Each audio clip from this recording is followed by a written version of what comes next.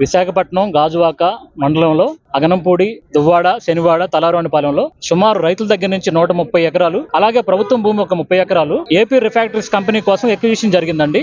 ఈ ఎక్విజిషన్ 1981లో జరిగింది.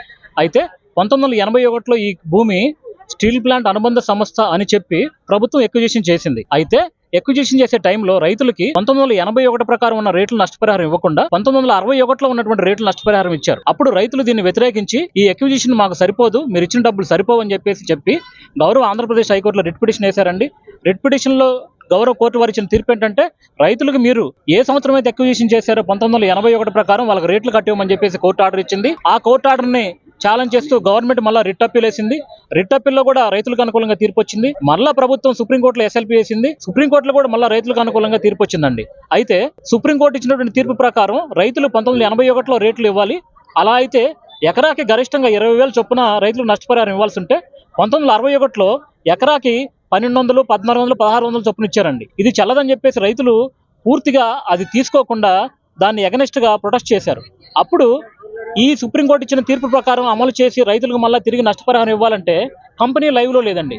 1981లో పెట్టిన కంపెనీ 1985 కల్లా వైండప్ చేసేసి వాళ్ళు పాత మిషనరీ పెట్టేసి కంపెనీ మొత్తం బ్యాంకుల్లో తాకట్టు పెట్టి సుమారు ఈ రైతులకు ఇచ్చినటువంటి నష్టపరిహారం మొత్తం 3 లక్షల రూపాయలు ఉంటే సుమారు 1.5 నుంచి 9 కోట్ల దాకా బ్యాంకులో తాకట్టు పెట్టి ఈ భూముల్ని వాళ్ళు డబ్బు తీసుకొని ఆ కంపెనీ మూసేసి వెళ్ళిపోయారు. మా ల్యాండ్స్ మరి 1981లో 4 గ్రామాల ల్యాండ్స్ ఎక్వైర్ చేశారు. ఎవరు ఎక్వైర్ చేశారంటే ల్యాండ్ రెవెన్యూ యాక్ట్ మరి రెవెన్యూ డిపార్ట్మెంట్ వారు ఎక్వైర్ చేశారు. మరి అలాగే కొంత గవర్నమెంట్ ల్యాండ్ కూడా ఏపీఎస్ వాళ్ళు ఎక్వైర్ చేశారు. మరి టోటల్ గా 4 గ్రామాలు కలిపి మరి 173 ఎకరాల ల్యాండ్, అంటే జరాయితీ ల్యాండ్ 135 ఎకరాలు, అలాగే గవర్నమెంట్ ల్యాండ్ ఒక 39 ఎకరాల ల్యాండ్ ఎక్వైర్ చేశారు. మరి ల్యాండ్ ఎక్వైర్ చేసి మాకు ఆ రోజు ఏం చెప్పారంటే, మీకు ఉపాధి ఇస్తాము, మీకు ఉద్యోగాలు ఇస్తాము, మీకేమో మీ కాలనీలు అభివృద్ధి చేస్తాము అని చెప్పారు. మరి ఆ రోజు ఏది కూడా అనుకున్నది ఏది జరగలేదు.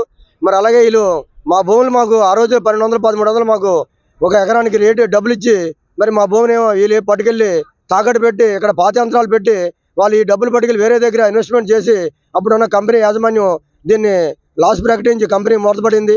మరి 2-3 సంవత్సరాలు కంపెనీ తిప్పారు.